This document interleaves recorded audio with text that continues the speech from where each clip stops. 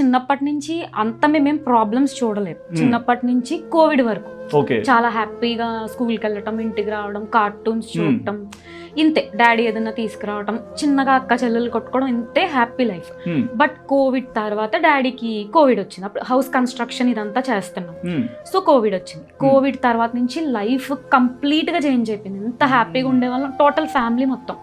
అప్పటి వరకు నేను ఏంటంటే ఐఏఎస్ కోచింగ్ అని చెప్పి పంపించాను హైదరాబాద్. కోచింగ్ అయిన తర్వాత నేను ఇంటికి వచ్చాను. ప్రిపేర్ అవ్వు, నువ్వు ఎప్పుడు జాబ్ తెచ్చుకుంటో తెచ్చుకుని ఇష్టం, నువ్వు హ్యాపీగా కూర్చొని ప్రిపేర్ అవ్వని మా డాడీ మమ్మీ ఇద్దరు సపోర్ట్ చేశారు. మా చెల్లి అలెక్కే చదువుకునేది, రమ్య కూడా చదువుకుంది. తను ఇంకా చిన్నపిల్ల అప్పటికి, లైక్ టిక్ టాక్ టైం అనమాట. తను ఇంకా స్కూల్ అప్పటికి. సో ఇంత బాగుండేది. డాడీకి కోవిడ్ వచ్చింది. ఇంకా కోవిడ్ వచ్చిన తర్వాత చాలా వరకు మనీ మేము హౌస్ మీద ఇన్వెస్ట్ చేసేస్తాం, ఇన్వెస్ట్ చేస్తాం. కొంచెం ఉంది, చాలా ఇంకా పనులు ఉన్నాయి. డాడీకి ఇలా జరిగింది.